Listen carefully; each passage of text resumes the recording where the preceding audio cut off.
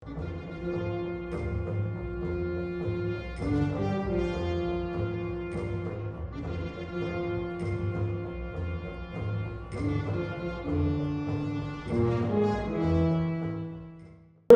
que es la de Bernstein,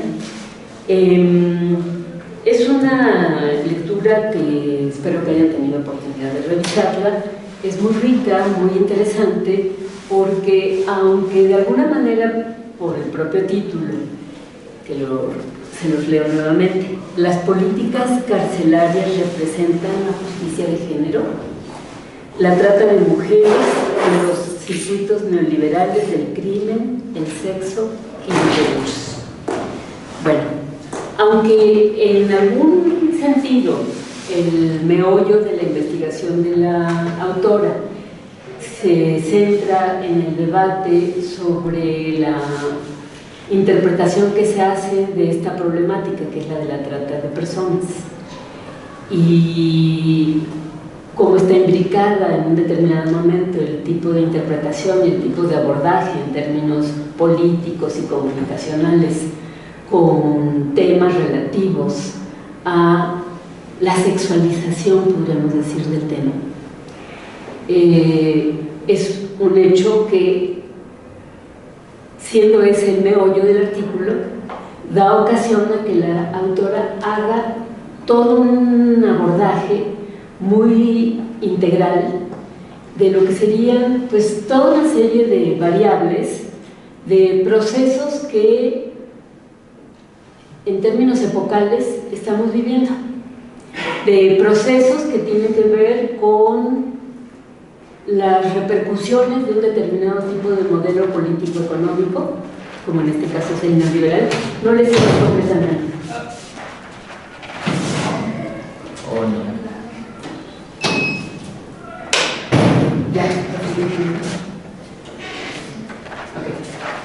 Si es que si no, quedamos aquí atrapados. Bueno, entonces decíamos, se remite de alguna manera a las secuelas que trae consigo un modelo económico-político como es el neoliberal. Pero algo que es muy significativo y que es parte de lo que a nosotros nos lleva precisamente a elegir esta lectura como una lectura significativa para nuestro análisis, es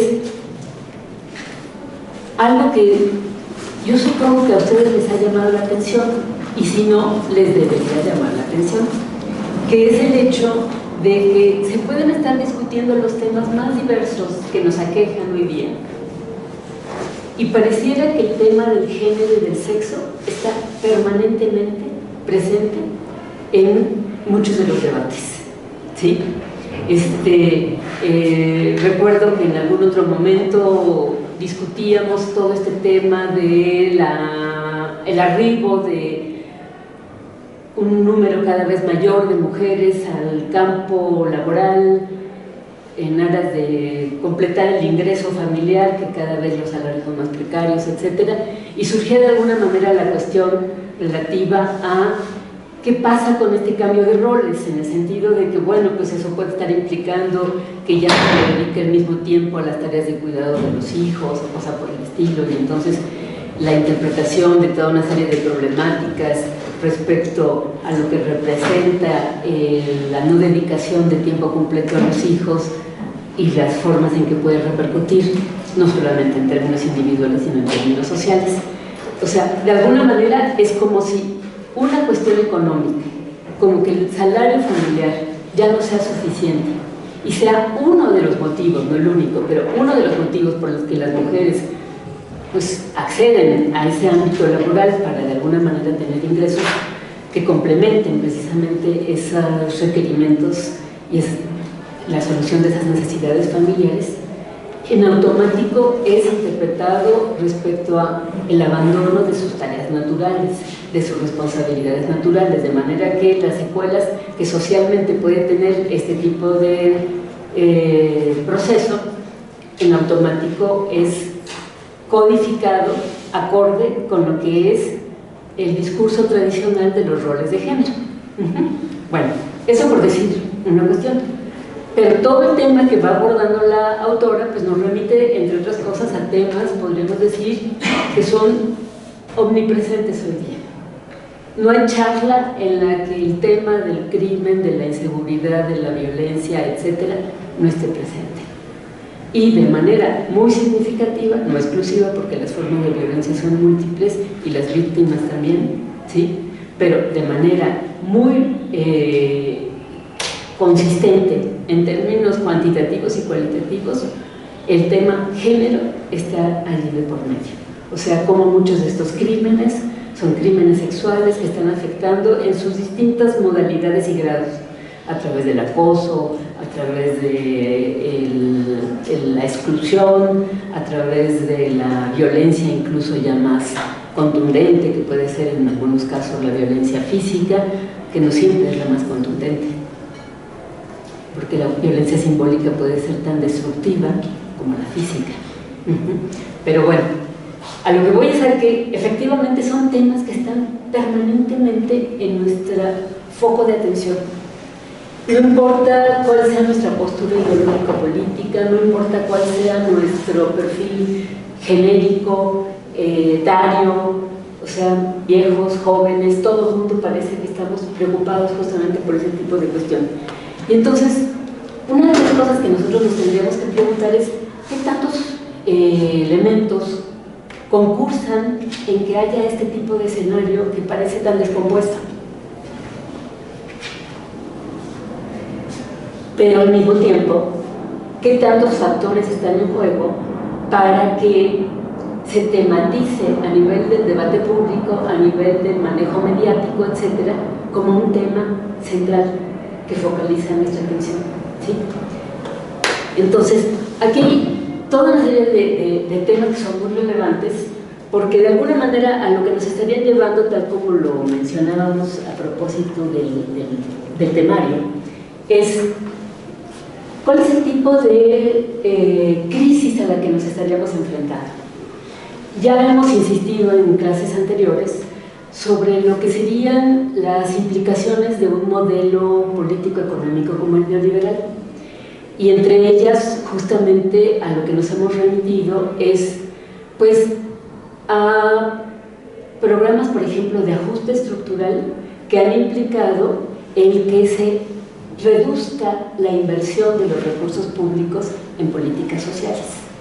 Este, podríamos decir, es uno de los factores como más relevantes, porque cambia completamente nuestro mapa social, cambia nuestras dinámicas sociales, cambia nuestras expectativas y nuestras posibilidades reales de integración, de acceso a oportunidades o de la calidad, si es que llegamos a tener las oportunidades, la calidad de las oportunidades, ¿sí?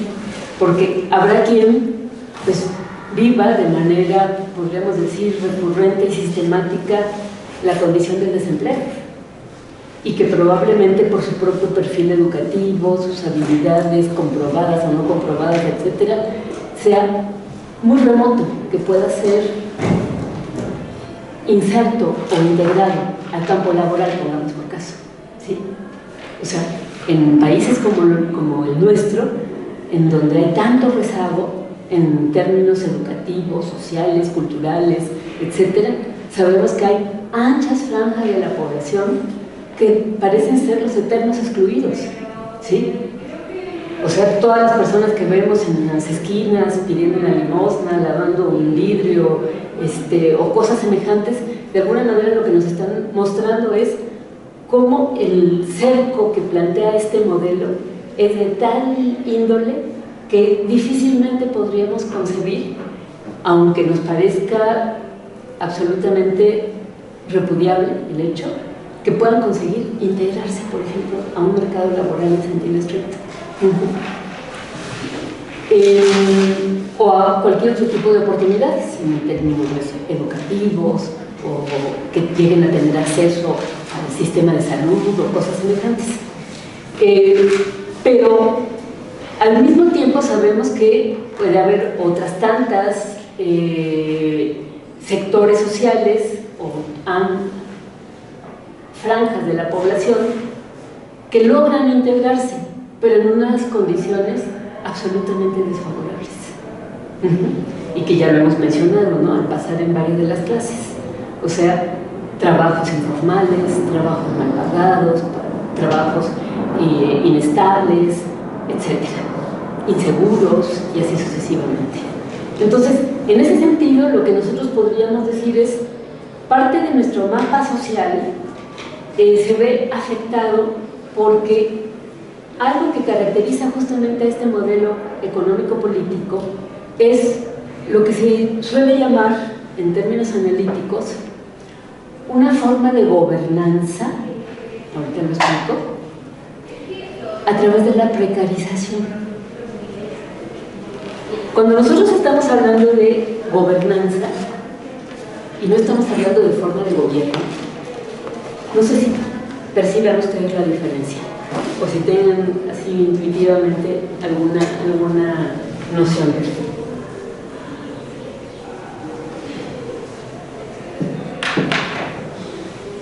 Que incluso es parte del título, ¿no?, de nuestro programa. ¿Tienen idea? ¿Por qué no se habla de gobierno o de forma de gobierno? ¿Por qué se habla de gobernanza?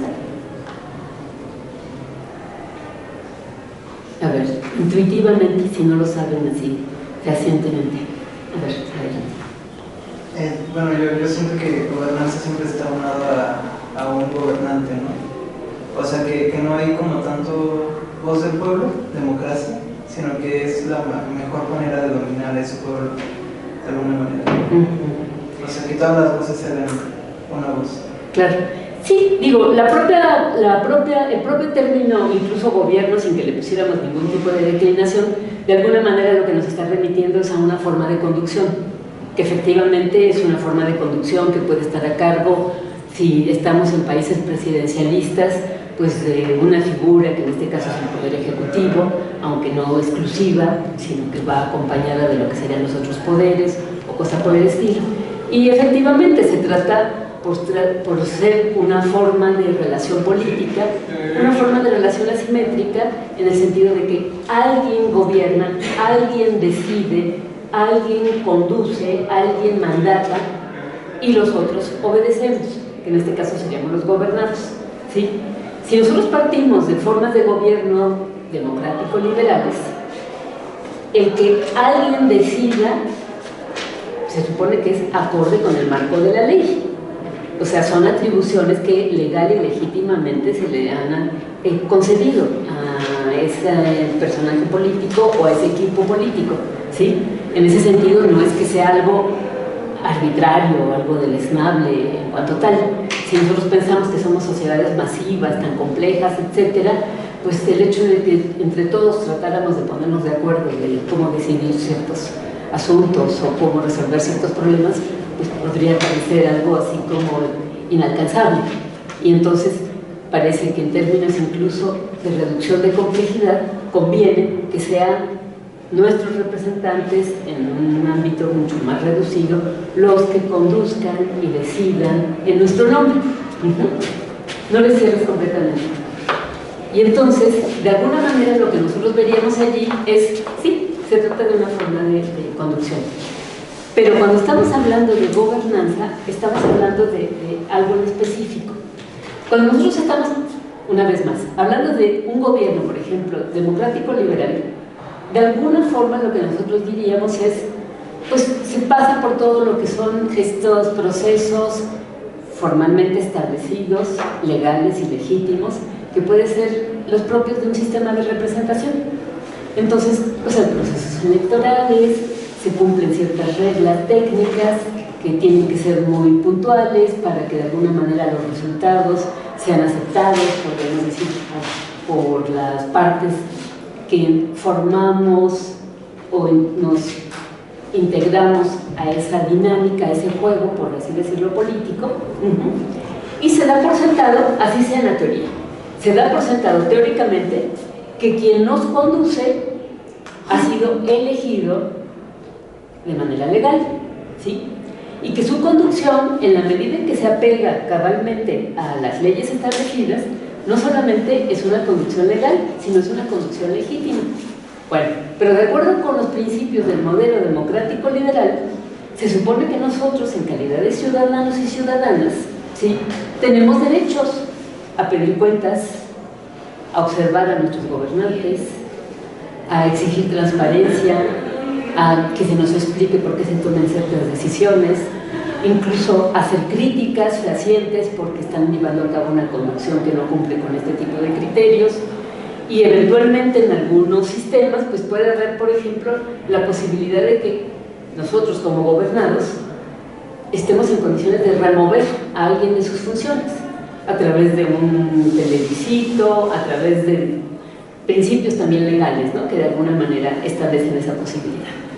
O sea, en ese sentido nosotros podríamos decir, se trata de una forma de gobierno, no de cierres, una forma de gobierno político en donde es efectiva, en práctica sé que con todas sus relativas circunstancias, es efectivo el que hay una relación, podríamos decir, dual, en donde quienes gobiernan tienen responsabilidades con nosotros y quienes somos gobernados tenemos derechos, igual que deberes, pero tenemos derechos. Entonces, de alguna manera hay como una lógica política en juego, en donde a través de nuestras opiniones críticas o nuestra aceptación, de alguna manera estamos avalando ciertas decisiones que se pueden estar tomando, o estamos mostrando nuestra resistencia porque no estamos de acuerdo con ciertas decisiones que se están tomando, pero hay una lógica política, por así decirlo, allí en juego. Cuando nosotros estamos hablando de gobernanza, a lo que nos estaríamos refiriendo es a una suerte de tendencia generalizada en nuestra actualidad, en donde pareciera que lo que se gobierna, o lo que se conduce más bien, es a manera de una administración. Administración de recursos y administración de personas. Y cuando la política se reduce a administración, pareciera que esa lógica política de la que estábamos hablando ahorita se diluye, ¿sí? O sea, ¿quiénes están tomando decisiones en muchas ocasiones, por ejemplo, en nuestros gobiernos? Ni siquiera los políticos a los que elegimos, sino los grandes especialistas, tecnócratas, que tienen una expertise muy especial en términos financieros, en términos energéticos, en términos de salud, etcétera, y son los que están tomando las decisiones, no nuestros representantes políticos en sentido directo o estricto. ¿Por qué? Porque los problemas a lo mejor son tan complejos que se necesitan saberes especializados, por supuesto. No es que estemos en contra de los saberes especializados, pero resulta que muchos de los que están tomando ese tipo de decisiones pues no fueron elegidos por nosotros. Y como no fueron elegidos por nosotros, tampoco nos entregan cuentas. Pensemos, para no ir más lejos, de manera así muy escueta, un ejemplo como pudo haber sido cuando la pandemia. Pues a lo mejor sí, es a través del discurso oficial, en voz del presidente o del secretario de salud, etcétera, que se nos comunica que va a haber una cuarentena y que nos tenemos que quedar encerrados en nuestras casas, ¿sí? Hay países como el nuestro que el nivel de trabajo informal es tan alto que si la gente no trabaja día a día, muere de hambre. Entonces en nuestro país se pudo haber dicho quédense en su casa, pero no se pudieron haber implantado reglas tan estrictas como que estuviera el policía en la esquina y nos multara porque estábamos saliendo de nuestras casas, como sí pasó en otros países, ¿sí? Aquí la gente necesariamente salía a ver cómo se ganaba la vida, porque no tenía otras posibilidades. Pero lo que voy es a que pudo haber países en donde incluso se usó toda una serie de métodos de inteligencia artificial, de observación, de vigilancia, etcétera, para que la gente no saliera de su casa. Y entonces está toda la discusión que a partir de ahí surgió, si son regímenes dictatoriales, si las libertades se están coartando, cualquier cantidad de protestas, etcétera, porque de alguna manera pues efectivamente podía haber quienes consideraban que más allá del bien colectivo, pues se estaban alterando sus derechos individuales de que yo quiero salir a pasear a mi perro, por ejemplo, ¿verdad? O cualquier otro asunto personal que yo quiera atender. Entonces, a lo que voy es a que es a lo que nos estamos enfrentando hoy por hoy, a una forma de administración de personas. La administración en este caso era una administración, bueno, supuestamente en términos de bienestar colectivo, para que, bueno, el contagio no se presentara y desbordara todavía más nuestro precario sistema de salud o cosas por el estilo. Pero lo que voy es a que muchas de estas decisiones, o si se pide un préstamo más al Fondo Monetario Internacional, pensemos la desgracia de lo que está ocurriendo, por ejemplo, ahorita en Argentina. Es el país más endeudado del mundo. Y acaba de pedir otro préstamo más. Y todo eso va a implicar todavía condiciones más así, catastróficas para la vida de la población argentina en este caso. Entonces, ahí lo que nosotros estamos viendo es cómo lo que se llamaría gobierno, en realidad no es un gobierno, porque no se está pidiendo incluso son decisiones que ni siquiera se están pasando a la discusión al Congreso. Milei, igual que Trump, está como si fueran monarcas absolutos, publicando edictos todos los días, pasando por alto no solo el marco legal, sino incluso el debate en los propios parlamentos, ¿sí? Entonces, entendamos que cuando estamos hablando de gobernanza, nos estamos refiriendo precisamente a eso. Es administración de recursos y administración de personas. Y es como si nosotros como personas fuésemos recursos, objetos. O sea, lo que se mide es cuál es nuestra productividad. Lo que se mide es que si enfermamos, no es porque se preocupen porque estemos sanos o enfermos. No, es porque de alguna manera eso tiene costos para el erario o cosas por el estilo, ¿sí? Entonces, cuando estamos hablando de gobernanza neoliberal, lo que nosotros vemos es cómo se hace efectivo esto que hemos estado comentando en las otras clases, en el sentido de, bueno, si una de las cosas que dio lugar a la incorporación y consolidación de este modelo neoliberal fue pensar que en las épocas de la socialdemocracia, que había tanta agitación social, etcétera, lo que era el peligro era tanta democracia, que hubiera un clima tan crítico, tan adversarial, tan cuestionador del gobierno y cosas por el estilo, y de alguna manera la fórmula era, a ver, reduzcamos esos niveles de agitación social, de crítica, de demanda, etc. Lo que van a regir hoy son las leyes del mercado y cada quien se las arregla. El gobierno se va haciendo a un lado y va dejando de invertir muchos de esos recursos públicos en ese tipo de políticas sociales. Y sabemos, como hemos insistido ya en ello, que el desmantelamiento de esas políticas sociales pone a la población en una condición muy adversa, muy expuesta a las leyes del mercado, a la competencia bárbara en el mercado, en donde cada quien tiene que arreglárselas por cuenta propia y tiene incluso que hacer uso de los recursos, podríamos decir, pues menos nobles, si así lo quisiéramos decir, para sobrevivir. Entonces, este tipo de situación a lo que nos estaría llevando es a que muchos analistas, muchos teóricos sobre lo que representa el liberalismo, justamente lleguen a la conclusión que esas formas de gobernanza neoliberal utilizan dos recursos que son igualmente importantes, igualmente poderosos. Uno, que es la gobernanza a través de la precarización.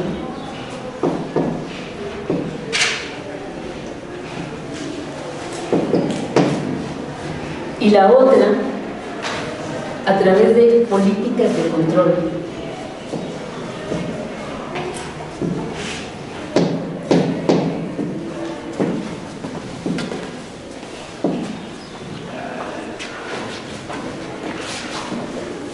Cuando nos estamos refiriendo a formas de gobernanza a través de la precarización, lo que nosotros veríamos es cómo todo el andamiaje, podríamos decir, de este tipo de políticas, a lo que va encaminado es muy acorde con lo que serían los valores propios o las reglas propias del mercado, ¿sí? Que va en términos de no solo competencias, sino de costos y beneficios, ¿sí? Es como si nosotros fuésemos empresarios y entonces permanentemente estamos midiendo en un determinado momento si aquel ámbito, aquella actividad en que invertimos nuestro capital nos está rindiendo lo que nuestros pronósticos estipulaban. Si de alguna manera tengo que modificar ciertas partes del proceso, cierta aplicación de recursos en ciertos rubros que yo no había contemplado, porque puede ser que los costos estén rebasando el nivel de mis ganancias y entonces se convierten en pérdidas, ¿sí? Entonces, si de alguna manera esa es la lógica en términos de costos y beneficios, de alguna forma lo que nosotros veíamos cuando estábamos hablando, entre otras cosas, por ejemplo, de estas formas que ha cobrado el mundo del trabajo en nuestros días. Y ya veíamos, en el mundo del trabajo lo que nosotros vemos es transformaciones fundamentales que ya hemos mencionado y solo las enuncio, ¿sí? Entre las cuales está, por ejemplo, la propia fragmentación incluso de lo que era el espacio de trabajo. Decíamos, no es que no siga habiendo fábricas o cosas por el estilo, pero lo que nosotros veíamos es cómo se va terciarizando y fragmentando la producción y cómo hay cualquier cantidad de pequeñas empresas, pequeños negocios, etcétera, a los que se les subcontrata para que formen parte del proceso de producción de una determinada mercancía. Y todo eso es con la idea de ahorrar costos. O sea, si yo, por ejemplo, tengo una empresa con una instalación, un gran edificio y cosas por el estilo, y necesito contratar a personas de todo tipo, pero un ejemplo que es así como muy evidente, pues no solamente son los que están produciendo, sino pues se requiere que haya ciertas condiciones de mantenimiento de mis instalaciones. Y eso puede requerir desde el técnico que se hace cargo de la luz o del internet o del sistema hidráulico o de la limpieza o de qué sé yo. Bueno, si yo contrato a personal para cada una de esas tareas, me puede estar implicando un costo, no solamente en términos económicos, sino en términos de compromisos laborales, en donde yo le tengo que dar garantías a los trabajadores, les tengo que dar seguro social, les tengo que dar cualquier cantidad de condiciones que la ley estipula. Bueno, pues ¿cómo me lo ahorro? Subcontratando a otra empresa que probablemente, para simular, registra en el seguro social a 2 de sus empleados, aunque tiene 100, ¿sí? Y entonces, pues ellos se economizan, ellos ahorran y yo ahorro a la hora que subcontrato ese servicio. Entonces lo que nosotros estamos viendo es cómo la informalización se fomenta a través de este tipo de lógica económica en el mundo laboral. Y esa informalización va de la mano además también con reducción salarial, reducción de condiciones de trabajo, de garantías de todo tipo, no solamente de estabilidad en el empleo, sino incluso de garantías en el sentido de seguridad mínima. Yo puedo estar manejando sustancias tóxicas y ni siquiera se me da un equipo que me proteja de alguna manera, o tampoco se me da un servicio de salud en donde si fue un daño por mi trabajo, pueda yo de alguna manera reclamar el que mi empresa se haga cargo de los gastos respectivos. Entonces lo que nosotros vemos es cómo se va precarizando en ese sentido económico, en sentido estricto. Pero el hecho de que sean, por ejemplo, además trabajos inestables, trabajos en donde no media, en la mayor de los casos, ni siquiera un contrato o garantías de ninguna clase, de alguna forma lo que hace es que si nosotros somos trabajadores o trabajadoras que firmamos un contrato y sabemos que nuestro contrato tiene tanto tiempo de duración, pues podemos hacer previsiones, podemos hacer proyectos.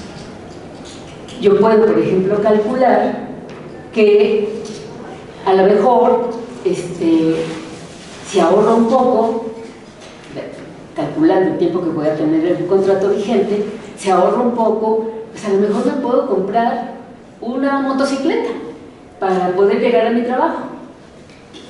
O me puedo endeudar comprando algún producto necesario para uso familiar, un refrigerador, lo que ustedes gusten. O sea, yo puedo hacer ese tipo de cálculos, puedo prever, porque tengo de alguna manera datos más o menos estables, seguros, que me lo permiten. Pero si tengo un trabajo precario en donde no firmé un contrato, en donde no sé si al día siguiente me dicen chao, ya no puede continuar, o cosa por el estilo, entonces yo ni siquiera puedo hacer planes. Vivo en una situación incierta, lo cual me genera, por supuesto, pues ansiedades, incertidumbres, etcétera. Y entonces, cuando estamos hablando de precarización, ya no solamente estamos hablando de precariedad material, estamos hablando de precariedad en términos, podríamos decir, incluso emocionales, sociales. El que yo no pueda hacer ni siquiera planes de futuro. Entonces, todo eso de alguna manera está incidiendo en el clima social que nosotros vivimos. Si ustedes se preguntan por qué estamos cada vez más estresados, por qué estamos cada vez más deprimidos, por qué estamos cada vez más alterados y respondemos incluso ante situaciones que no meditan de manera agresiva o abiertamente violenta o lo que sea, pues nos tendríamos que tratar de hacer cargo de cuáles son las condiciones poco propicias o abiertamente adversas o poco esperanzadoras, etcétera, que están mermando nuestra tranquilidad, nuestra seguridad, nuestra confianza, etcétera. Entonces, hablar de que la gobernanza utiliza este recurso de la precarización tiene todos esos alcances, ¿sí? Que yo ni siquiera puedo hacer proyectos de futuro. O sea, cada vez es más frecuente y hay muchos otros factores que pueden estar incidiendo, por ejemplo. O sea, hoy día ya no es así como casi ley divina el que los jóvenes piensen que su futuro es establecer una familia, tener hijitos, casarse, tener una casa, un coche o cosa por el estilo. No, más bien cada vez más frecuentemente con lo que nos encontramos es con personas que incluso por su edad, uno diría, a ver, aquí a nivel sociológico algo está cambiando. Porque cada vez aumenta más el rango de edad de los y las jóvenes que siguen bajo el techo familiar. ¿Porque así lo eligieron? ¿O porque las condiciones así se nos están imponiendo? Entonces, pensar en que voy a tener prole, o voy a tener una pareja estable, o voy a tener un techo, o cosa por el estilo, parece que cada vez fuese más difícil de siquiera, no solo realizarlo, a veces hasta de desearlo. O sea, es como si uno hiciera ajustes mentales, es decir, no, eso no es lo mío. A lo mejor no es porque no sea lo mío, a lo mejor es porque no tengo posibilidades de hacer planes al respecto. Si lo quisiéramos poner en ese sentido tradicionalista de que se fuese como un plan de vida deseable. Entonces, allí tendríamos, entre otras, las implicaciones que puede traer consigo la precarización. Pero está además este otro elemento que son las políticas de control. Podríamos nosotros decir, a propósito de lo que significa gobernar, etcétera, pues por supuesto sabemos que de alguna forma los distintos sistemas políticos y las distintas formas de gobierno, etcétera, han estado encaminadas de alguna manera a tratar de regular nuestras formas de convivencia, de manera que estemos en posibilidad de solucionar nuestras diferencias o nuestros conflictos pues, de una manera civilizada, que haya reglas del juego. Si nosotros partimos, por ejemplo, de lo que sería, una vez más, políticas de carácter democrático liberal, de entrada se trata de un modelo político que asume que el conflicto es consustancial a las relaciones sociales, ¿sí? Y tal no asume que tiene todo un cuerpo en términos constitucionales de leyes de toda índole, en términos civiles y en términos penales y en términos comerciales, ¿sí? Para que cualquier dificultad que tengamos, nos asociamos en un negocio y no estamos cumpliendo alguna de las partes, ¿no?, con lo acordado. O en términos civiles establecimos una relación, pongamos por caso de pareja o matrimonial, etcétera, y se empiezan a dar allí pues toda una serie de anomalías entre que no se da el gasto para el mantenimiento de los niños, o hay violencia física a nivel doméstico, o cualquier otro tipo de cuestión. Ahí están las leyes de orden civil, ¿sí? Pero cuando se dan de alguna manera conflictos ya mucho más graves, en donde va en juego lo que puede ser, por ejemplo, la afectación al patrimonio o la afectación a la integridad de la persona o de la propia vida o cosas semejantes, pues entonces están las leyes penales, ¿sí? O sea, sabemos que este diseño democrático liberal está asumiendo que hay conflictualidad en nuestras relaciones.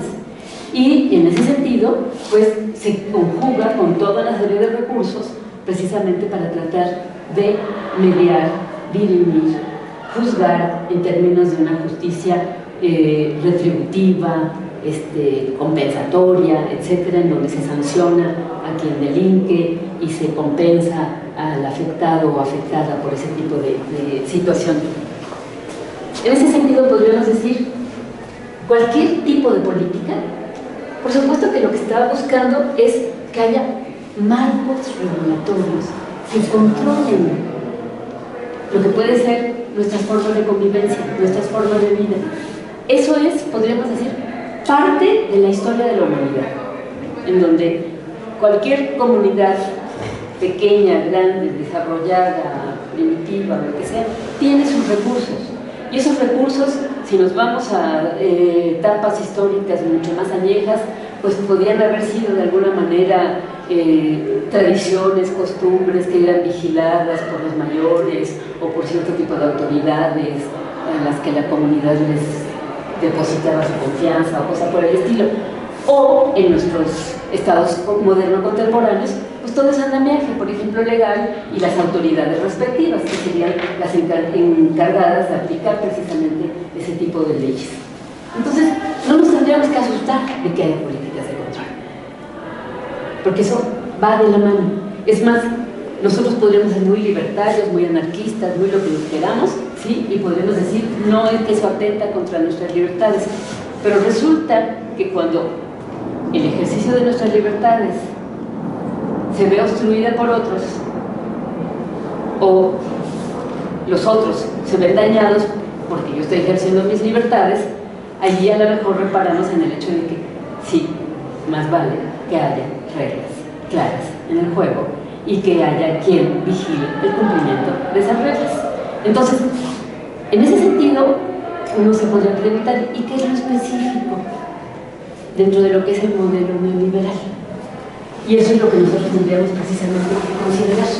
Cuando nosotros estamos hablando de estas políticas de control, lo que nosotros vemos es cómo muchas de esas formas que históricamente se han puesto en juego se continúan, pero se les va dando un matiz, se les va dando un giro, que le da, podríamos decir, su especificidad.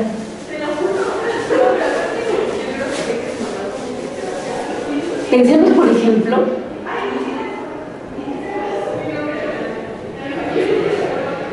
como gradualmente lo que sería el proceso para que lo podamos comprender. Si nosotros estamos dentro de una dinámica de precarización generalizada, lo más probable es que no solamente estemos viviendo a nivel individual y colectivo, esas condiciones adversas estén generando de alguna manera un determinado tipo de clima social. En las condiciones de precarización yo puedo, por ejemplo, en un determinado momento estar, pues, no solamente con niveles de ansiedad, de incertidumbre crecientes que me predisponen en un determinado momento frente a otros sujetos sociales, otras colectividades de mi entorno. Puede que en un determinado momento incluso condiciones que bajo otras circunstancias a mí me permitirían expresar ciertos gestos de solidaridad o ciertos gestos de entendimiento, ya, aunque no nos vayamos más allá, de entendimiento, me predisponen más bien a estar de alguna manera juzgando en términos comparativos las ventajas que han tenido otros y de las que yo carezco, que me generan de alguna manera incluso actitudes, podríamos decir,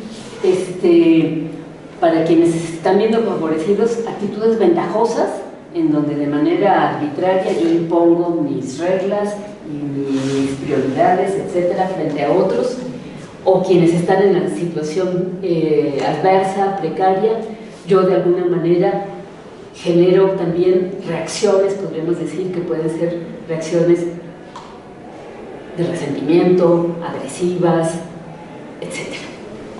Bueno, eso sí lo pusiéramos así como en el terreno más inmediato. Pero cuando nosotros lo estamos viendo en términos sociales, lo que nosotros vemos es cómo efectivamente, y no porque la pobreza sea la condición del delito, quiero aclararlo, pero si estamos viviendo situaciones muy desfavorecidas, hay más probabilidades de que incurramos en un determinado momento o en conductas agresivas o en conductas violentas, abiertamente. O sea, lo que nosotros estamos viviendo en este clima al que nos referíamos hace un momento es precisamente ese, un clima que lo que está reflejando, podríamos decir que nuestras actitudes antisociales, no es porque cualquiera de nosotros en lo particular, quién sabe qué problema psíquico o emocional tenemos, que podemos además tenerlo, por supuesto, ¿sí? No, es porque socialmente estamos viviendo condiciones muy poco esperanzadoras, muy arriesgadas, muy limitadas, etc. Entonces, resulta que esa precarización, de alguna manera, puede ser instrumentalizada por la propia conducción en términos de gobernanza. Y esa irritación social, que naturalmente, si así lo quisiéramos ver, se podría manifestar en términos de yo reacciono ante mi situación adversa, ante mi situación desfavorecida y ante mi situación injusta, ¿y a quién es la que tendría yo que reclamar? Pues a quien de alguna manera tiene responsabilidad precisamente de ese tipo de políticas que nos tienen a nivel social en esa condición tan injusta. Y sin embargo no es eso lo que ocurre. Parece que más bien, como dice ese dicho popular, no importa quién me lo hizo, a ver quién me la paga, ¿no? O sea, no me pongo a razonar quién sería el responsable de esa situación que no solo yo padezco en lo individual, sino socialmente estamos padeciendo amplios sectores. Y en lugar de que haya en un determinado momento manifestaciones o protestas para reclamar mejores condiciones, en este caso laborales, educativas, de salud, de cualquier otro tipo, de alguna forma lo que nosotros vemos es cómo es justamente capitalizado en términos de gubernamentalidad y transformado en un tema de seguridad.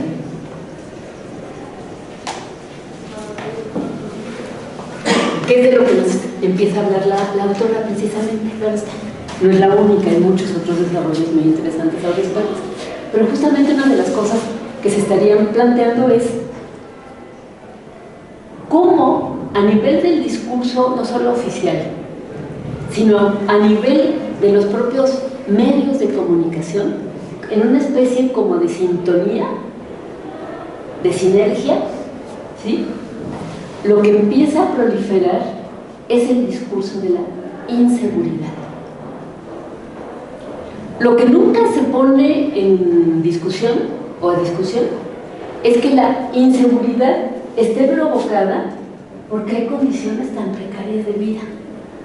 No, parece que fuese un problema de que los mecanismos de control están fallando y entonces eso está dando lugar a que haya cada vez más conductas sociales agresivas, violentas, que ameritan no solamente el que se considere que está afectando nuestra condición de seguridad, sino que lo que reclama son mecanismos de seguridad, mecanismos de control, cada vez más incrementales, cada vez más sofisticados.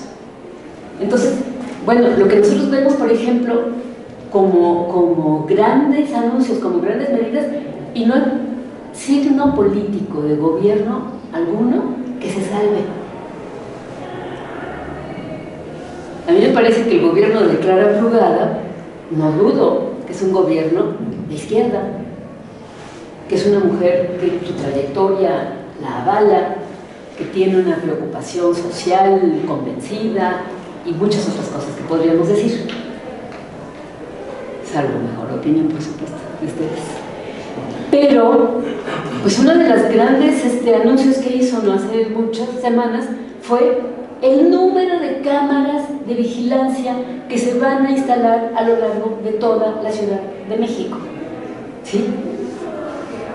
Porque, efectivamente, pareciera que las estadísticas lo que muestran es que hay niveles de delito muy altos.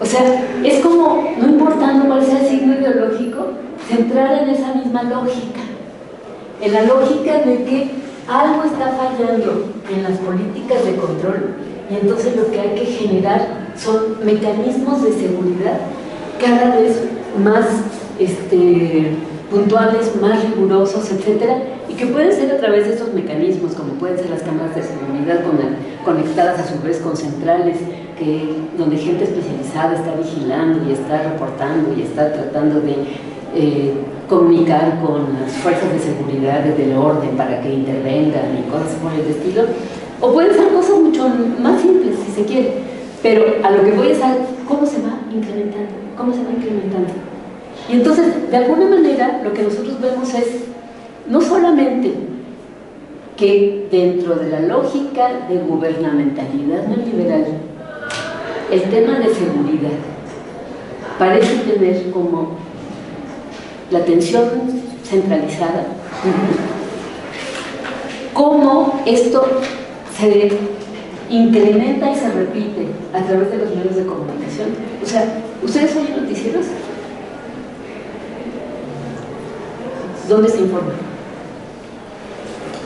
¿O no se informa? A ver, respondan. ¿No se informa?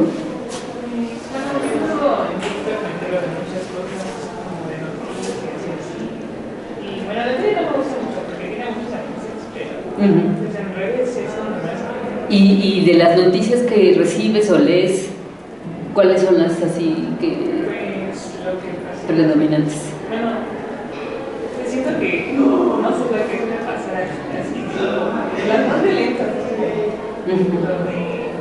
una pareja que tiró a su bebé, cosas así muy violentas, o también lo que en los cortes clandestinos se encontraron.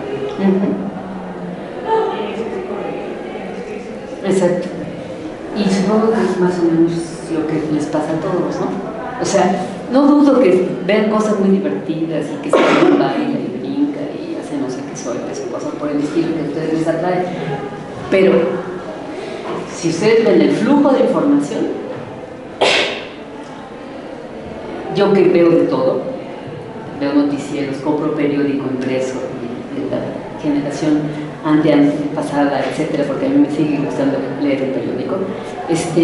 Bueno, pues la mayor parte de las páginas, igual que la mayor parte de los tiempos en televisión o en internet, etcétera, a través de podcasts, etcétera, están abordando el tema de la violencia, de los crímenes, de las cosas cada vez más así inconcebibles que pueden estar ocurriendo en el mundo y en nuestro país en concreto, o cosas semejantes. Entonces, de alguna forma, una de las cosas que se ha podido observar es esta suerte de sinergia que se daría entre lo que son las instancias de gobierno, los medios de comunicación que son cada vez más omnipresentes en nuestras vidas, y lo que es nuestro papel como integrantes de la sociedad, como público, ya sea público de los medios o como público en términos políticos, somos la comunidad público-política, etc.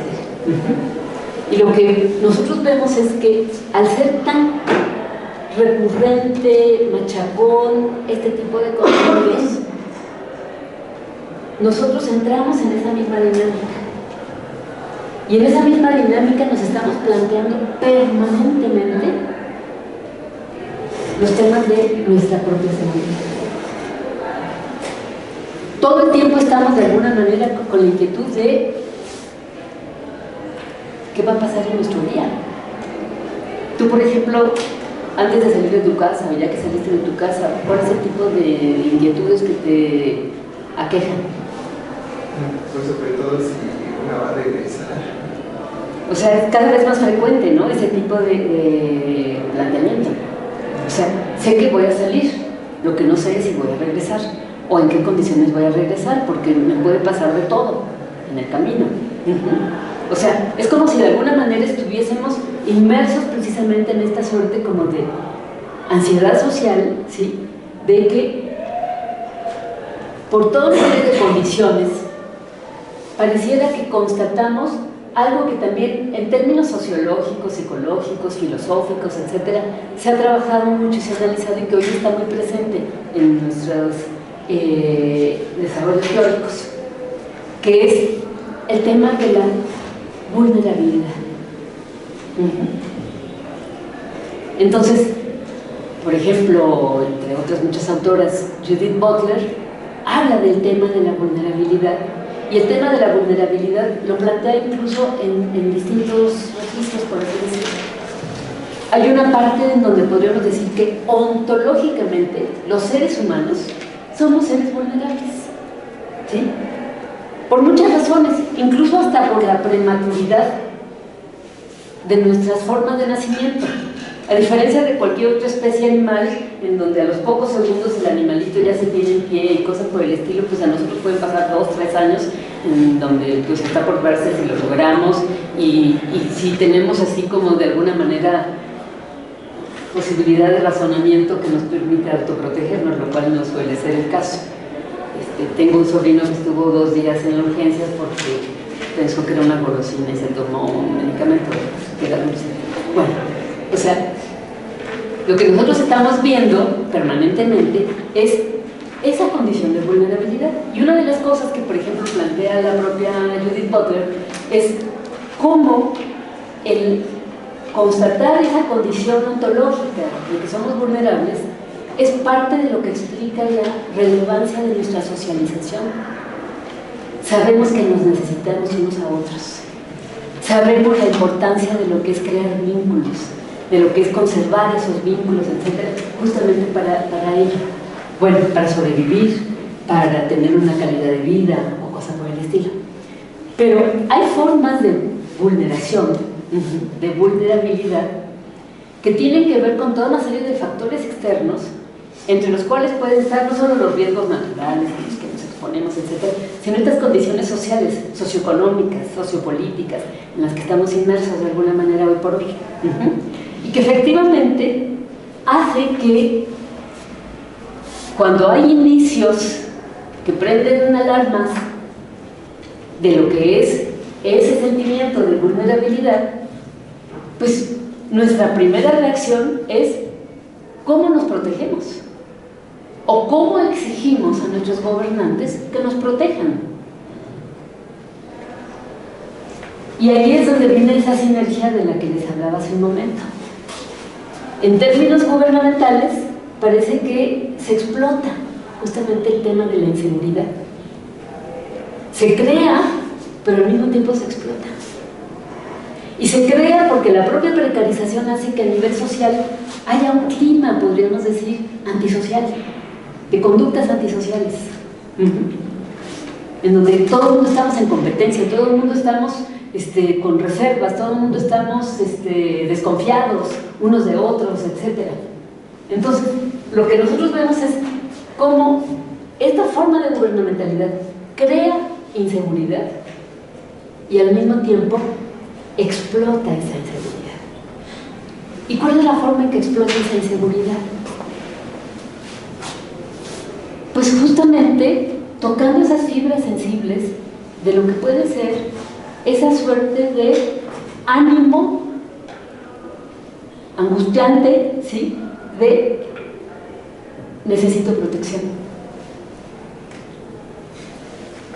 Y entonces resulta que si ya el gobierno genera toda una serie de mecanismos de control en el cual invierte muchísimos recursos, más allá de su eficacia, pero invierte muchísimos recursos, resulta que nosotros a nivel social podríamos decir contribuimos con nuestra cuota, porque construimos también toda una retórica, todo un discurso y toda una disposición actitudinal de nos sentimos en peligro todo el tiempo y entonces reclamamos a la autoridad que nos proteja. Y vean ustedes lo que esto está significando. De allí el parte del título, las políticas carcelarias. ¿Por qué habla de políticas carcelarias? Incluso ella es muy provocadora y en algún momento incluso habla de que hay cierto tipo de feminismo carcelario. Eso les puede sacar así ronchas o lo que sea, pero vamos por partes y tratemos de entender a qué va el planteamiento.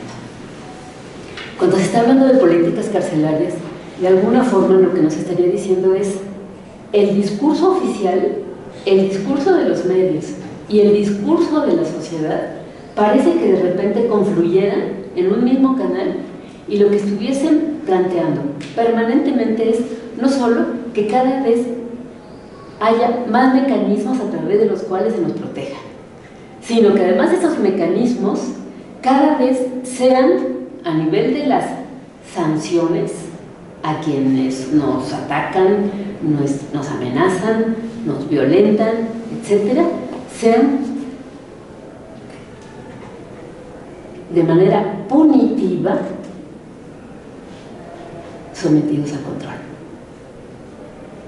O sea, de alguna manera es como si estuviésemos pensando permanentemente en cuál es el castigo que se merece quien nos está produciendo de alguna manera o un daño específico o que sospechamos que nos lo hizo, porque ese es el otro problema que justamente está refiriendo la autora.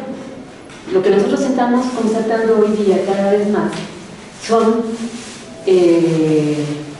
lo que nos llama formas de justicia expresiva. Y a todas, y a todos, y a todos los aquí presentes, les es absolutamente familiar. Porque esas formas de justicia expresiva se han instalado en nuestro medio, a nivel general y a nivel universitario y a nivel facultad. ¿Cuáles serían esas formas de justicia expresiva?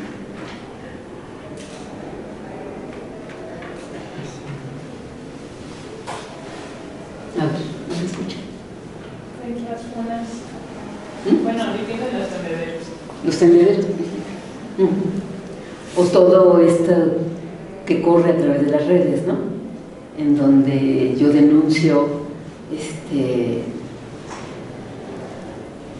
a mí me llama profundamente la atención incluso el contenido de muchos de esos mensajes, en donde, bueno, no son 10 líneas, es así como una biografía completa de yo conocí a fulanito y entonces empezamos a emparejarnos, nos llevábamos bien y luego de repente empezó a haber problemas en nuestra relación y entonces entran con una minucia a describir todo lo que es su vida sexual o cosas por el estilo.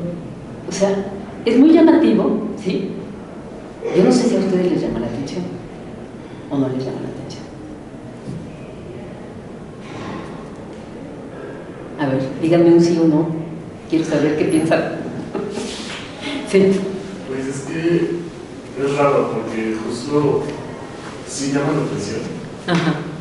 Y en algún momento, bueno, a mí me pasa mucho que yo fui víctima de violencia sexual, entonces cuando veo así me sucede que me espanto o me impacto, pero no puedo dejar de verlo hasta saber cómo acaba la situación. Claro, el problema es que se va generando una dinámica muy, muy particular. A lo que voy es, bueno, tradicionalmente, si alguna persona en su vida de pareja tenía algún tipo de desencuentro, de dificultad, de desacuerdo o cosa por el estilo, pues si se tenía como cierta madurez emocional, pues a lo mejor se trataba de dirimir con la contraparte, ¿verdad? De no me están gustando esas prácticas sexuales, o no me gusta cómo me tratas, o cómo me hablas, o cosas por el estilo. Si no había esa posibilidad, porque a lo mejor la otra persona no es receptiva y reacciona de manera pues poco grata o cosas por el estilo, pues a lo mejor se le contaba a la amiga o al amigo más íntimo, o a la tía, o al psicoanalista, qué sé yo, ¿sí? Hoy día lo que nosotros vemos es cómo se difunden precisamente este tipo de denuncias. Y son denuncias que en muchas ocasiones incluso, y ahí viene toda la parte polémica, yo no estoy diciendo la última palabra ni mucho menos, y es más, lo voy a decir de una manera casi para provocarlos, a ver si se activan y participan más, ¿sí? A lo mejor lo que se está denunciando, ¿sí?, es que se tuvo mal sexo. Pero se está interpretando como que ya es prácticamente un violador, que tendría casi que ser sancionada por las leyes más, podríamos decir, más de mayor repercusión, de mayor alcance, etc. Lo interesante es que esto no va a los juzgados. El medio que se utiliza es el del tribunal de las redes, en donde tú, por ejemplo, no puedes dejar de leer porque quieres ver hasta el final qué pasó, y tú porque lo dijiste sinceramente, pero seguramente les pasa a todos, ¿sí?, aquí presentes, ¿sí?, y tomas una postura. Y muy probablemente, si lo contó de una forma muy sentida, etcétera, te solidarizas y entonces dices, sí, es un violador o cosa por el estilo. Digo, a nivel de lo que pueden ser las dinámicas de la vida sexual, si nos detuviésemos en eso, pues puede haber de todo. Desde las cosas así como inexperiencia, torpeza, actualmente puede haber ciertos niveles de abuso, pero que si se dialogan, se razonan, se aprende, etcétera, pues a lo mejor se corrigen, ¿sí? Y no necesariamente convierte en violador a la persona. Bueno, pero el tribunal de las redes ya juzgó. O el tendedero ya juzgó. Y resulta que un principio legal, en términos de derechos básicos, de derechos de las personas, que es la presunción de inocencia, queda borrado. O sea, si ustedes forman parte del grupo que incrimina y apunta con el dedo flamígero, pues a ustedes les puede parecer que la presunción de inocencia les tiene sin cuidado. Pero si ustedes son de los que están bajo sospecha o son abiertamente denunciados en el tribunal de las redes o de los senderos, a lo mejor sí les importa que haya un principio legal de presunción de inocencia, porque ustedes quieren defender no solamente su inocencia, sino quieren defender de alguna manera su prestigio, que quedó de alguna manera ya dañado por ese tipo de denuncia. Entonces, démonos cuenta, por supuesto que son temas muy sensibles, que no es así como de decir blanco o negro, sí o no, etc. Lo podemos debatir ampliamente y muy probablemente encontremos allí cualquier cantidad de dificultades, o no solo para interpretarlo, sino incluso para llegar a algún tipo de acuerdo, si lo estamos interpretando correctamente o no, o cosas semejantes. Pero lo que voy es a que asumamos cuál es la lógica en que estamos inmersos. Y es una lógica en la que parece que todo mundo estamos como jueces implacables todo el tiempo, pero con lo mismo estamos todos insistiendo en que queremos una justicia punitiva y que entre más alcance tenga mejor, ¿sí? Bueno, no tenemos allá nuestro Partido Verde pidiendo que se tipifique la pena de muerte.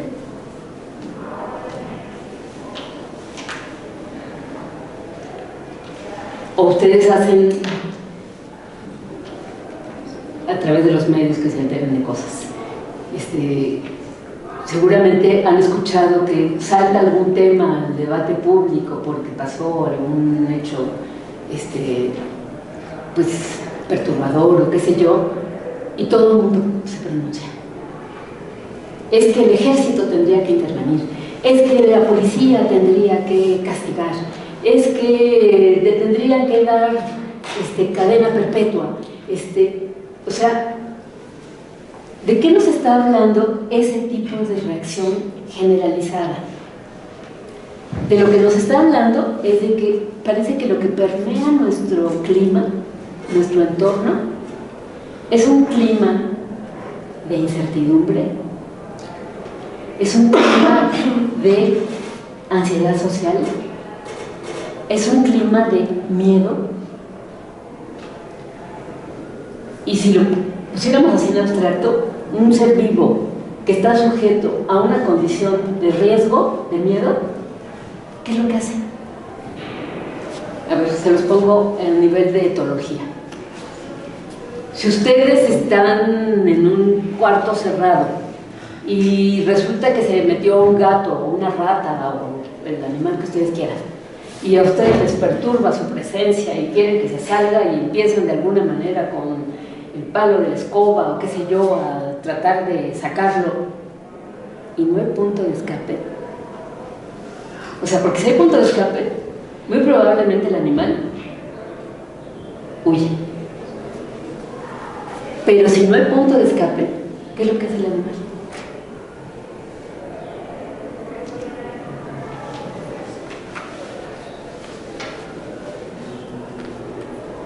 Ataca, ¿no? Sí, ataca.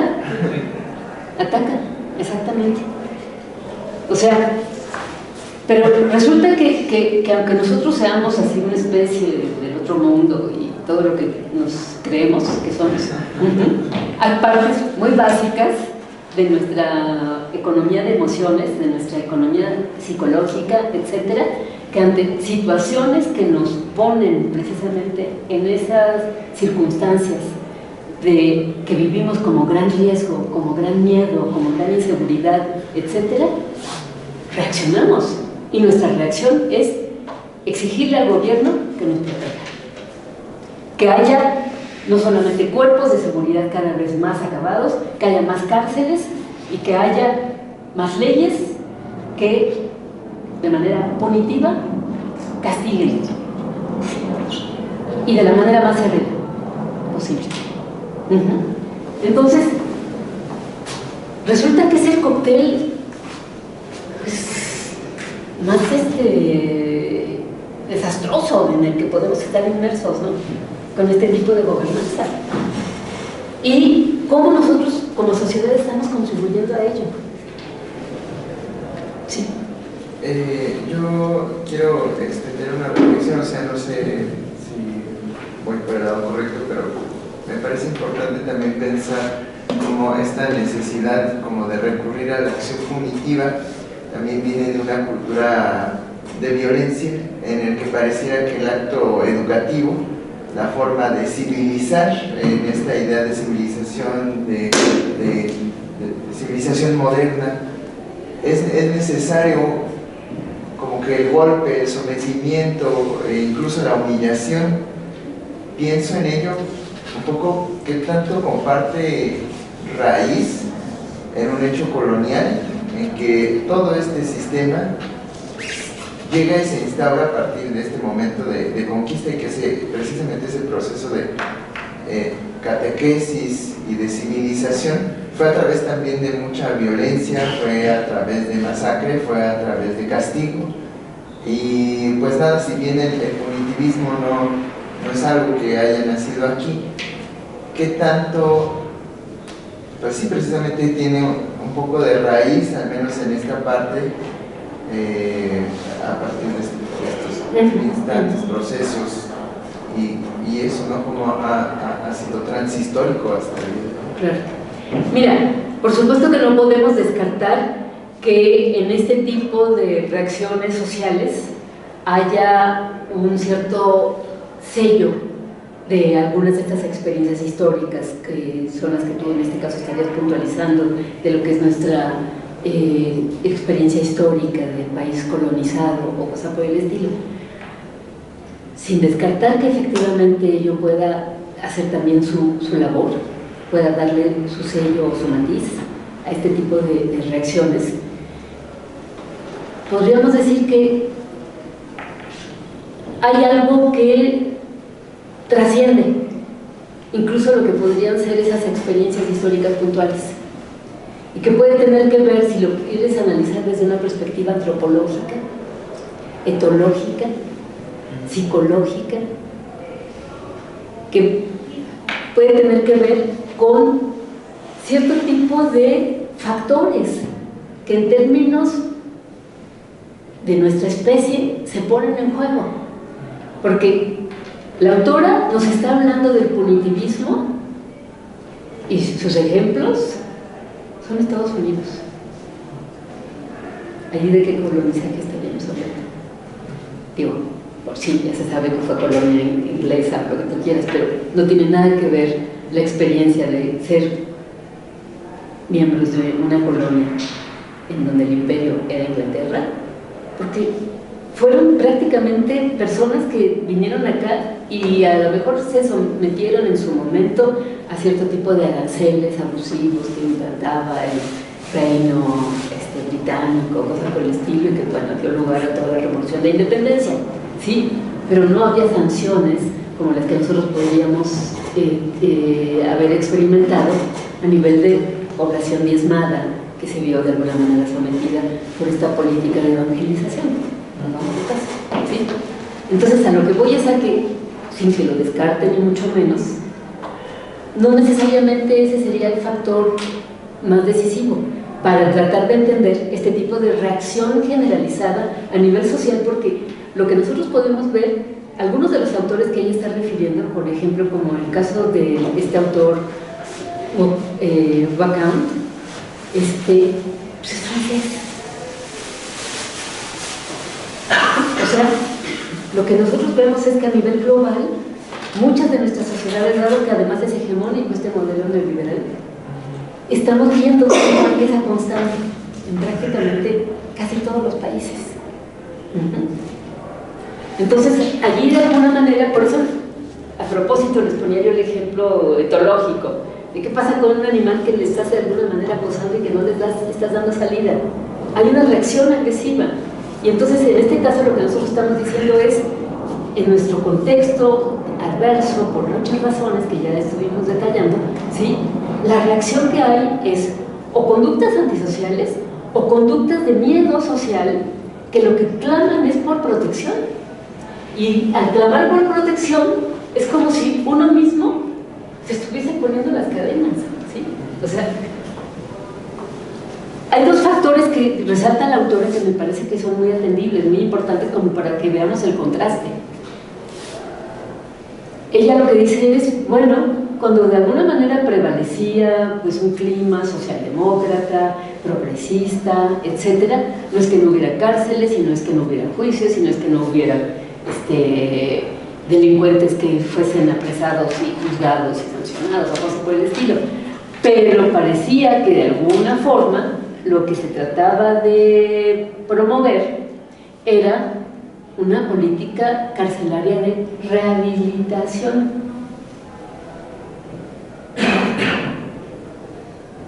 Y hoy la gente casi festina que le hayan dado cadena perpetua más 40 años adicionales. O 2 cadenas perpetuas. ¿Y cómo le va a pagar? Si te lo diga bien. Bueno, entonces, y la gente lo fascina, porque le parece que la gravedad del crimen es tal que se lo merece, ¿no?, el delincuente. Y no estamos de ninguna manera haciendo apología de los delincuentes, por supuesto, ¿sí? Lo que quiero es que se entienda cuál es el tipo como de ánimo social que tiende a prevalecer. Y entonces, hay una cuestión, por ejemplo, así como entre paréntesis. Cuando uno se va a estudiar a nuestros autores modernos, en este caso un autor como Bentham, que es un autor británico precisamente, Bentham era un jurista, además filósofo, etcétera, utilitarista, y contribuyó también con aportes en el campo de la filosofía, pero como jurista estaba muy preocupado con todo el tema justamente del sistema penal. Y entonces idea, incluso, no solamente junto con Beccaria, un italiano, todo un discurso que de alguna manera permita regular que las penas que se le apliquen a los delincuentes sean proporcionales a la gravedad del daño que produjeron. O sea, a diferencia de lo que tú tenías seguramente en mente cuando estabas interviniendo hace rato, o sea, ya no es este sistema de justicia en la plaza pública en donde te quemo en leña verde y te dilapido y te arranco la piel y el pueblo allí casi de manera pedagógica aprende que pues, no hay que violentar ciertas normas, ¿verdad?, establecidas. O sea, esa que era la forma de justicia añeja, en la sociedad moderna, de alguna manera va pasando por lo que son los filtros de un sistema legal e incluso pues, la instalación de cárceles o cosas por el estilo.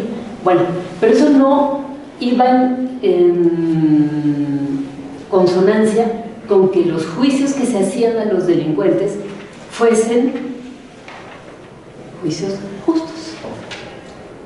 Y de alguna manera Bentham y Beccaria precisamente lo que plantean es que los juicios tienen que ser justos. O sea, yo no puedo en un determinado momento, a propósito de lo que decíamos de los mensajes en redes, porque tuvieron una experiencia de mal sexo, declarar pena perpetua como violador al sujeto, ¿no?, que a lo mejor es un inexperto sexualmente y hizo quién sabe qué tontería. Bueno, entonces, en este caso, de alguna manera lo que nosotros tendríamos es una propuesta que se acaba implantando como uno de los grandes logros, podríamos decir, de la justicia penal moderno-contemporánea, que es que la pena sea proporcional a la gravedad del delito. Pero Bentham, preocupado en el sentido de que es que no bastaría con eso. Tendría que haber posibilidades de que el tipo de sanción no fuese tan oneroso en un determinado momento. Y entonces inventa algo que después Foucault, muchos años más tarde, por supuesto, lo vuelve todo un tema de uno de sus libros, que es el panóptico. El panóptico es un diseño carcelario, en términos arquitectónicos, en donde la cárcel es como si fuese un círculo, digamos, y al centro está una torre de vigilancia de cierta altura y todas las celdas están alrededor. Y entonces ni siquiera se necesitan multitudes de vigilantes en la cárcel. Pueden ser por turnos, unos cuantos, etcétera, porque tienen el observatorio prácticamente como para estar de alguna manera vigilando a los encarcelados. Es más, parte de lo interesante del modelo, y que es parte de lo que teoriza Foucault, es que de acuerdo con la dinámica de la cultura moderna, el vigilar y castigar, que es el título de su libro, ni siquiera se tendría que llevar a cabo por el policía con el garrote o la pistola que está a mi lado. La propia formación de la conciencia individual moderna se vuelve en mi policía, en mi carcelero. Yo me autovigilo, yo me autocontrolo, yo me autosanciono a través de la culpa, la vergüenza, qué sé yo, porque estoy rompiendo las reglas, ¿sí? Bueno, entonces, todo este modelo, de alguna manera, entre otras cosas también, a lo que llevaba era cómo es posible que, sin que haya latigazos, si haya tortura y cosas por el estilo, haya posibilidad de que quien entra a una cárcel sea rehabilitado. Bueno, justamente lo que ella está es estableciendo el contraste. ¿Qué es lo que hoy prevalece? Nadie está, digo, por ahí de repente como una cosa aleatoria, a lo mejor algún político en su speech habla de rehabilitación o cosa por el estilo. Pero en términos retóricos, pareciera que no hay nada en concreto que se encamine justamente a posibilitar esa alternativa.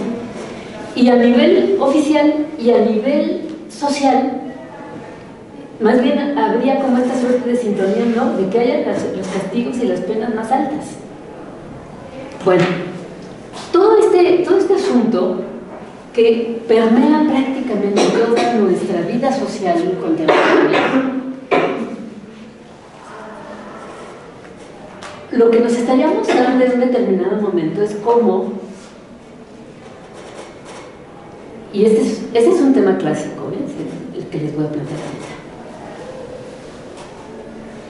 lo que ha sido un problema de debate a nivel histórico, en términos políticos, en términos jurídicos, en términos filosóficos, es la relación justamente entre libertad y seguridad.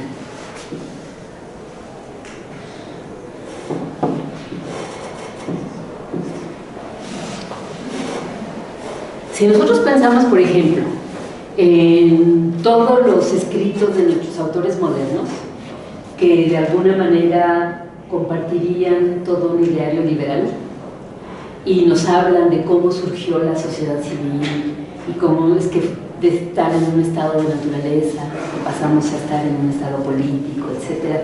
Piensen en todos los autores que quieran, Locke, Hobbes, Rousseau, Kant, el que quieran, ¿sí? Bueno,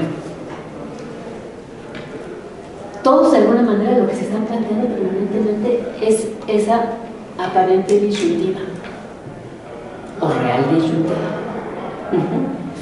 O sea, si nosotros nos vamos a esta suerte de narración de lo que es la idea del estado de naturaleza, lo que nos dicen nuestros autores es: nosotros nacemos libres, es nuestro derecho, el derecho a afirmar la vida, a procurarnos lo necesario para mantener la vida, e incluso la libertad de defendernos ante el daño que otros nos puedan estar haciendo, que ponga en riesgo nuestra vida o ponga en riesgo nuestro patrimonio.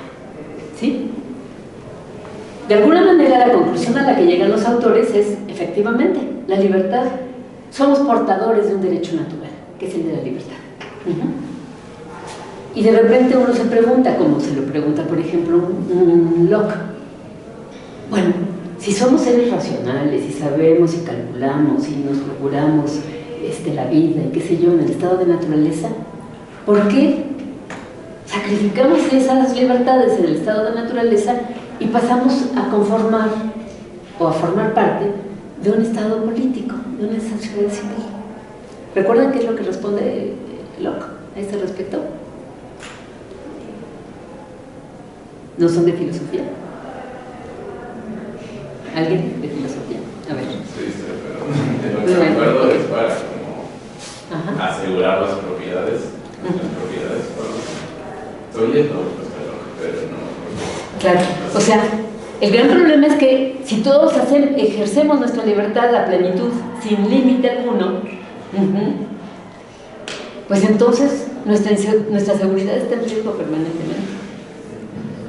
Porque yo puedo pensar que es mi libertad defender mi vida y defender mi patrimonio, que además pudo ser producto de mi esfuerzo, de mi trabajo, etc. Pero el otro puede llegar y decir, yo necesito eso para sobrevivir, y te despojo, y está ejerciendo su libertad, está tratando de afirmar su vida. O sea, la posibilidad de que sucumbamos en ese estado de naturaleza, en donde todos ejercemos sin límites nuestras libertades, es altísima. La posibilidad de que suframos daño, porque a lo mejor en la reyerta de que tú me arrebatas mi patrimonio, que yo produje con tanto esfuerzo, etcétera, acabamos lesionándonos unos a los otros.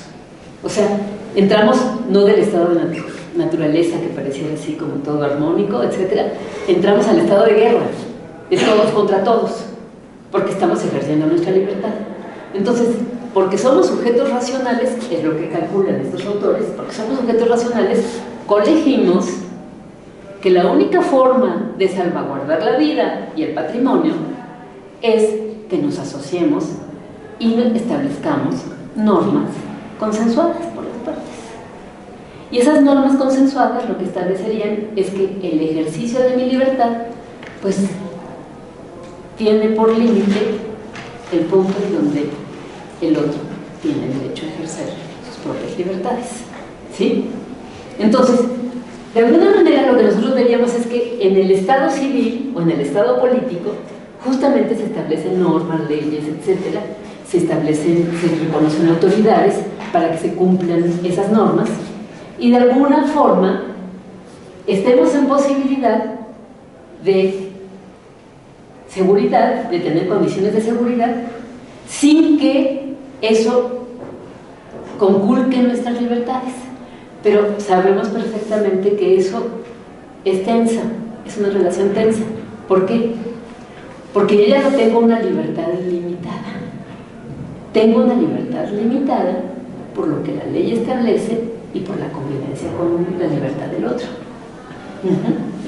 Y entonces, ¿quién de alguna manera me garantiza la seguridad?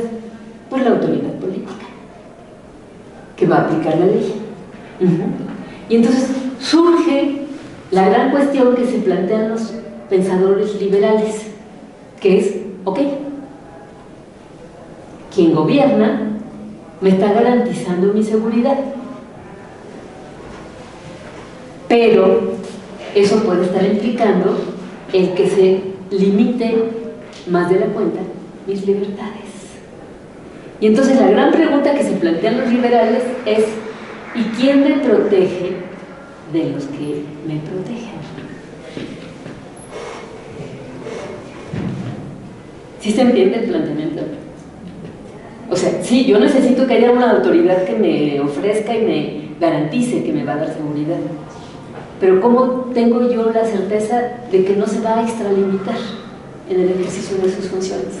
Y va a afectar mis derechos, mi integridad, mi patrimonio, etcétera. Y entonces, y ejemplos históricos sobran.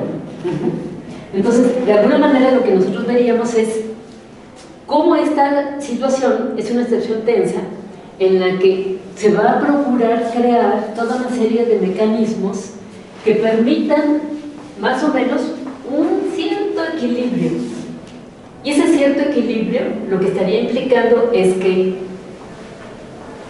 haya condiciones de seguridad, podríamos decir, pues las necesarias, pero que no se extralimiten al punto de que yo vea afectada el ejercicio de mis libertades. Pero obviamente las libertades que yo voy a estar ejerciendo pues son más limitadas que si estuviese así como en el bosque, libremente. Entonces, ¿por qué les digo que esta es una cuestión de la mayor relevancia? Porque precisamente una de las tendencias que nosotros estaríamos registrando en determinados momentos históricos de nuestra historia contemporánea hemos hablado desde el principio de lo que habría sido característico de sociedades socialdemócratas.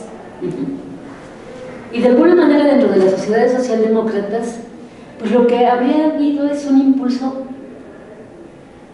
en el sentido correcto del término, no en el que está usando mi ley, libertario, emancipador. O sea, lo que se buscaba en un determinado momento era cómo ejerzo mis libertades en muchos sentidos, asumiendo que hay leyes, asumiendo que tengo que respetar las libertades de los otros, etc. Pero si algo había caracterizado, pensando por ejemplo en el feminismo de la segunda ola, entre otros, lo que se habría precisamente planteado con esta revolución de la vida cotidiana, este planteamiento del feminismo radical, era justamente cómo puedo yo plantearme proyectos de vida emancipados. ¿Y en qué consistían esas aspiraciones de emancipación? Bueno, si la familia es uno de las instituciones que me controla, que me limita, que me censura, que me juzga, que me reprime, etc., pues parte de mi discurso emancipador de la época era ¿cómo me emancipo de la familia? ¿Ustedes eso se lo plantean hoy día? A ver, platíquenme porque no estoy al tanto de cuáles son sus sentidos, sus aspiraciones. El otro día que les preguntaba a Patricia Valladares qué era lo que aspiraban, curiosamente, todos casi, con palabras distintas, aspiraban a armonía, afecto, comprensión, etc. Lo cual habla de que pues, las carencias principales están, por muchas razones, en este terreno. Se está viviendo un clima muy alterado, muy descompuesto, y lo que todo el mundo quiere es tranquilidad, armonía, afecto, y no esta cosa competitiva de exclusión, de discriminación, de qué sé yo. Ahora yo les pregunto esto. Yo sí pienso como esa emancipación, pero no de esta forma de como ya conseguir un lugar donde vivir, sino que en el mismo lugar donde ya es cierto se me reconozca como alguien independiente o alguien que puede por sí mismo vivir y hacer las cosas. Y que continúe cuidada, ¿no? O sea, que no haya como un abandono de, yo vivo, pero yo vivo aquí y yo aquí hago lo que yo quiera, ¿no? Pues no sea un reconocimiento de que estamos viviendo juntos y juntos podemos aportarnos mutuamente y no se puede estar habitable, ¿no? ¿Me podrías decir tu edad? 22 años. 22. ¿Y los demás? ¿Qué es lo que aspiran?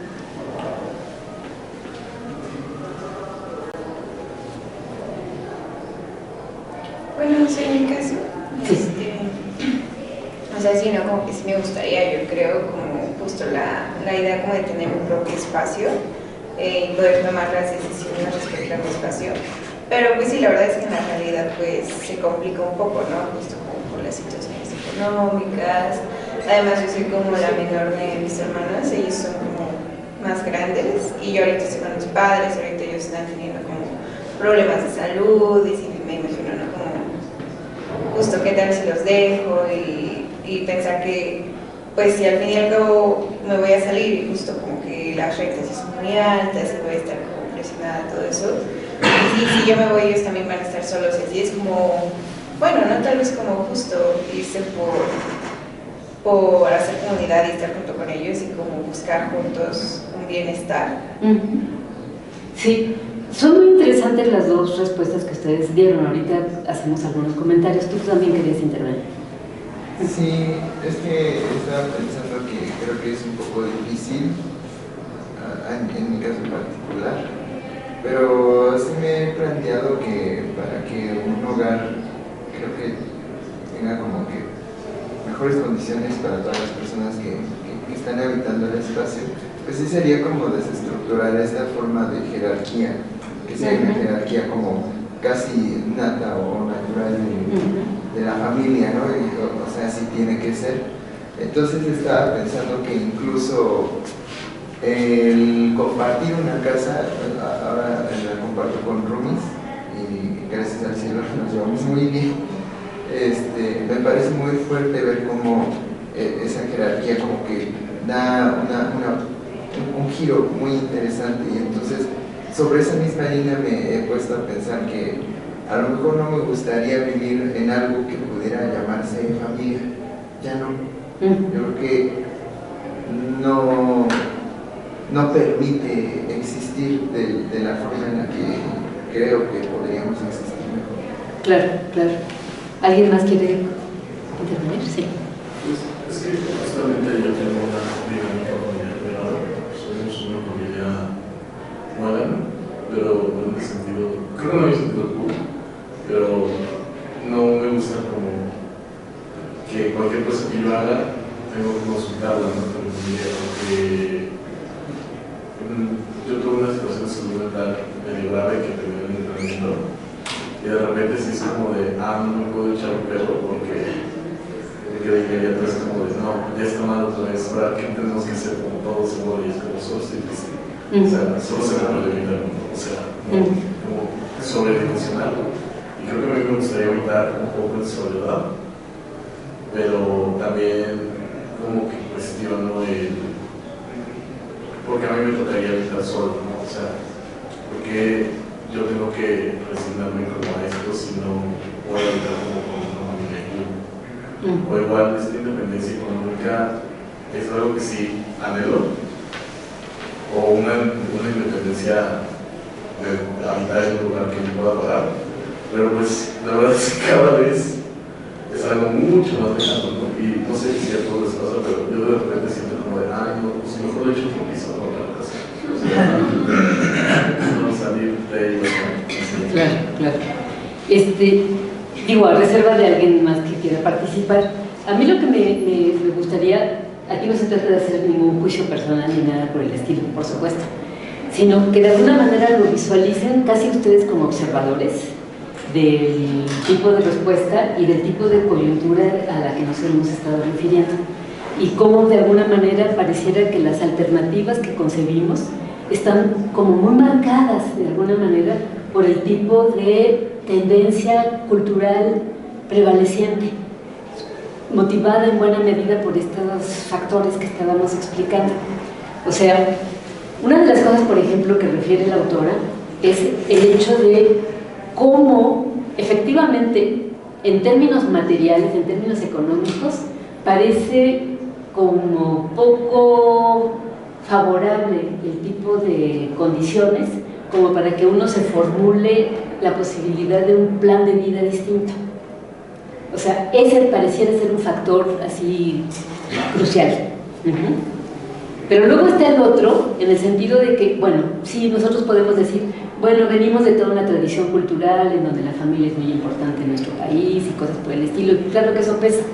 Pero también eso se va viendo matizado por el tipo de tendencias político-culturales, económicas contemporáneas, en donde de alguna manera pareciera que uno no visualiza otra alternativa que no sea el de la vida en la familia, ¿sí? Y sin embargo, una de las primeras cuestiones, por ejemplo, que resaltan es ¿Por qué aspiro a que viviendo dentro del seno familiar, mi reclamo de que sea respetada, de que tenga mi espacio propio, de que se respeten mis decisiones, etcétera, así ocurra? Bueno, porque muy probablemente lo que ocurre es lo contrario, ¿sí? Hay mucho control, hay mucha interferencia, todo el mundo opina, y acaban decidiendo por mí, o cosas por el estilo. Pero luego está esta otra parte que tú complementabas, el hecho de que, podemos decir, sí, hay toda una tradición en donde pues, los hijos en algún momento se tuvieron que convertir casi en los padres de los padres, por edad, por enfermedades, por la circunstancia que sea. Hay toda una tradición, pero resulta que hoy por hoy parece que eso se empiece exacerbado, y se ve exacerbado entre otras cosas porque nos lo dice la propia autora y lo hemos estado tratando de explicar, porque hay condiciones tan desfavorables que hacen poco probable en un determinado momento que en este caso los padres se puedan valer por su propia cuenta, que tengan un sistema de cuidados, de seguridad médica, de seguridad social, de pensión, que les dé suficiencia económica, etcétera, que hace que en un determinado momento pues, los hijos se vean allí comprometidos y atados precisamente a hacer ese tipo de tarea que el Estado no está haciendo, ¿sí? O sea, uno lo puede querer hacer por amor filial, por lo que tú quieras, pero si uno se pone a analizar así muy a nivel íntimo, a lo mejor uno lo que quiere es otra cosa, y eso no quiere decir que no los quiera, ¿sí? A lo mejor lo que uno quiere es otra cosa, pero hay circunstancias en donde no te dan otra alternativa. Entonces, ¿por qué les hacía yo este tipo de pregunta? Porque si lo volvemos nuevamente a contrastar, igual que estábamos hablando de la justicia penal punitivista o en aras de la rehabilitación o cosas por el estilo, y que vemos el contraste entre perspectivas político-carcelarias tan contrastantes, ¿sí? Lo podríamos ver también en términos de lo que pueden ser proyectos de vida de acuerdo con cierto tipo de tendencias sociológicas. Para mi generación, así como uno kantianamente se siente con el deber de cumplir con las normas y principios morales que uno adscribe, etc., para mi generación, casi kantianamente, uno sentía que estaba en falta si uno no se liberaba de la familia. Era otra perspectiva. Y condiciones económicas tampoco teníamos. Y si había que irse a vivir al cuartito de azotea que se lo rentaban a uno en 2 pesos, pues iba uno al cuartito de azotea, pero uno se sentía libre de las ataduras de las familias, porque las familias, no sé hoy, pero para mi generación, las familias eran de una verticalidad, de un autoritarismo, de un control, etcétera, que prácticamente no había como posibilidades de avanzar y desarrollar y madurar en la vida, etcétera, si uno seguía bajo la tutela de la familia. A lo mejor efectivamente uno se topaba con cualquier cantidad de dificultades porque ya no podía uno pagar el cuartito de azotea o cosas por el estilo. No estoy diciendo que hubiese sido jauja ni nada semejante, pero uno se arriesgaba, ¿sí?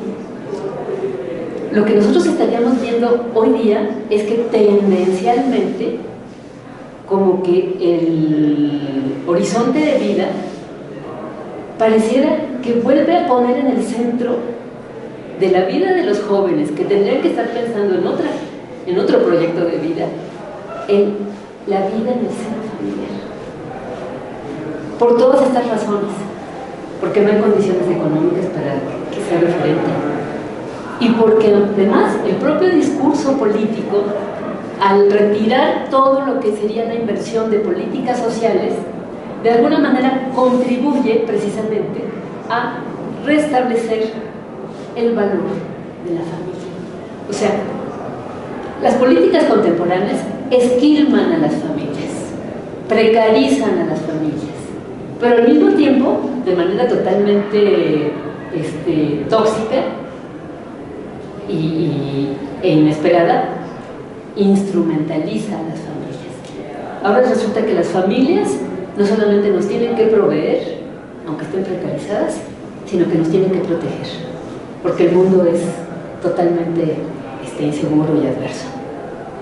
Entonces es como si de alguna manera nosotros volviésemos otra vez al seno familiar como nuestra salvación.